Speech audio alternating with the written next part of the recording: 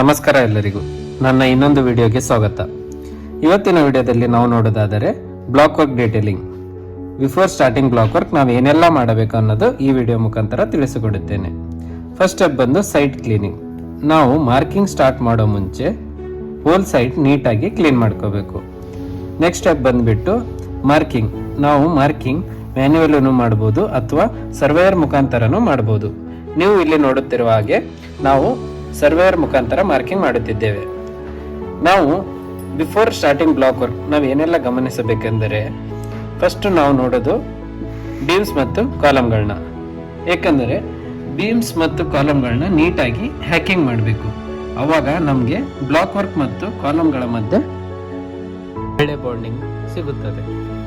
ಇದೆಲ್ಲ ಆದಮೇಲೆ ನಾನು ಮುಂಚೆ ಹೇಳಿರೋ ಥರ ನಾವು ಮಾಡ್ತಿರೋ ಕನ್ಸ್ಟ್ರಕ್ಷನಲ್ಲಿ ಎಕ್ಸ್ಟರ್ನಲ್ ವಾಲ್ಸ್ ಆಸ್ ಬಿಲ್ಟ್ ಇರುತ್ತೆ ಅಥವಾ ನೀವು ನೋಡ್ತಿರುವ ಹಾಗೆ ಕನ್ಸ್ಟ್ರಕ್ಷನ್ ಆಗಿರುತ್ತದೆ. ಸೊ ನಾನು ಹೇಳ್ದಂಗೆ ಇಂಟರ್ನಲ್ಸ್ ವಾಲ್ ಮತ್ತು ಎಕ್ಸ್ಟರ್ನಲ್ ವಾಲ್ಗಳ ಮಧ್ಯೆ ಬಾಂಡಿಂಗ್ ಆರ್ ಸ್ಟ್ರೆಂತ್ಗೋಸ್ಕರ ನಾವಿಲ್ಲಿ ನೋಡ್ತಿರುವ ಹಾಗೆ GI ಲಿಂಟಲ್ಸ್ಗಳನ್ನ ಯೂಸ್ ಮಾಡ್ತಿದ್ದೀವಿ. ನೀವು ನೋಡ್ತಿರುವ ಹಾಗೆ ಮೊದಲು ನೀಟಾಗಿ ಈ ಥರ ಡ್ರಿಲ್ ಮಾಡಿಕೊಂಡು ಆ್ಯಂಕರ್ ಬೋಲ್ಟ್ಸ್ಗಳನ್ನು ಫಿಕ್ಸ್ ಮಾಡಬೇಕು. ಆ್ಯಂಕರ್ ಬೋಲ್ಟ್ಸ್ಗಳು ನಿಮ್ಮ ರಿಕ್ವೈರ್ಮೆಂಟ್ ಪ್ರಕಾರ ನೀವು ಯೂಸ್ ಮಾಡ್ಬೋದು. 8 mm 10 mm it depends on ನೀವು ಯಾವ ಥರ ಸ್ಟ್ರೆಂತ್ ಬೇಕು ಅಂತ ಇದ್ದಾಗ ಆ ಥರ ನೀವು ಯೂಸ್ ಮಾಡ್ಬೋದು. ಈ ಥರ ನೀವು ನೀಟಾಗಿ ಸ್ಪಿರಿಟ್ ಲೆವೆಲಿಂದ ಚೆಕ್ ಮಾಡಿದಾಗ ಪ್ರಿಸೈಸ್ ಅಲೈನ್ಮೆಂಟ್ ಆರ್ ಲೆವೆಲ್ ಸಿಗುತ್ತದೆ. ಇದೆಲ್ಲ ಮುಗಿದ್ಮೇಲೆ ಸೈಟ್ ಪೂಜೆ ಮುಗಿಸ್ಕೊಂಡು ನಾವು ಬ್ಲಾಕ್ ವರ್ಕನ್ನು ಪ್ರಾರಂಭ ಮಾಡುತ್ತೇವೆ. ನಾವು first course block work start ಮಾಡೋದು ಮುಂಚೆ ಏನೆಲ್ಲ ಮಾಡುತ್ತೀವಿ ಅದನ್ನ ನಾನು ಒಂದೊಂದೇ ಸ್ಟೆಪ್ ಮುಖಾಂತರ ನಿಮಗೆ ತಿಳಿಸ್ಕೊಡುತ್ತೇನೆ. First course block work start ಮಾಡೋ ಮುಂಚೆ ಈ ಥರ ನೀಟಾಗಿ ಫ್ಲೋರ್ನ ಕ್ಲೀನ್ ಮಾಡಿಕೊಂಡು ಸಿಮೆಂಟ್ ಸ್ಲರಿ ಹಾಕ್ಕೋಬೇಕು. ನೀವು ನೋಡ್ತಿದ್ದೀರಾ ಇಲ್ಲಿ ಈ ಥರ ನೀಟಾಗಿ ಕ್ಲೀನ್ ಮಾಡಿಕೊಂಡು ಸಿಮೆಂಟ್ ಸ್ಲರಿಯನ್ನು ಹಾಕಬೇಕು. ಬ್ಲಾಕ್ ವರ್ಕ್ ಅಂತ ಬಂದ ನಾವು ಮೇಜರ್ ಆಗಿ ಗಮನಿಸಬೇಕಾಗಿರೋದೇನೆಂದರೆ ಲೈನ್, ಲೆವೆಲ್ ಆ್ಯಂಡ್ ಸ್ಟ್ರೆಂತ್.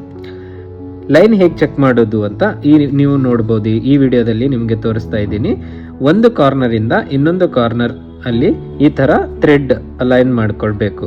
ಆವಾಗ ನೀವು ನೀಟಾಗಿ ಅಲೈನ್ಮೆಂಟನ್ನು ಚೆಕ್ ಮಾಡ್ಬೋದು. ಅದಾದಮೇಲೆ ನೆಕ್ಸ್ಟ್ ಸ್ಟೆಪ್ ಬಂದುಬಿಟ್ಟು ನಾವು ಪ್ಲಮ್ ಬಾಬನ್ನು ಚೆಕ್ ಮಾಡಬೇಕು. ಪ್ಲಮ್ ಬಾಬ್ ಏನಕ್ಕೆ ಯೂಸ್ ಮಾಡ್ತೀವಿ ಅಂದರೆ ಅದರಿಂದ ನಾವು true vertical line or precise alignment achieve ಮಾಡ್ಬೋದು. ಈ ಸ್ಟೆಪ್ಸ್ ಕರೆಕ್ಟಾಗಿ ಫಾಲೋ ಮಾಡಿದಾಗ ನೀವು ನಿಮ್ಮ ಬ್ಲಾಕ್ ವರ್ಕನ್ನು ಸ್ಟಾರ್ಟ್ ಮಾಡ್ಬೋದು.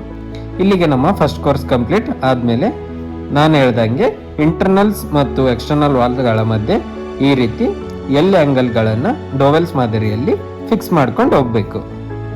ಸೊ ಇಲ್ಲಿಗೆ ನಮ್ಮ ಫಸ್ಟ್ ಕೋರ್ಸ್ ಬ್ಲಾಕ್ ವರ್ಕ್ ಮುಗ್ದಾಗಿರುತ್ತದೆ. ನೆಕ್ಸ್ಟ್ ವಿಡಿಯೋದಲ್ಲಿ ಇನ್ನಷ್ಟು ಡೀಟೇಲ್ ಆಗಿ ನಾನು ಎಕ್ಸ್ಪ್ಲೇನ್ ಮಾಡುತ್ತೇನೆ.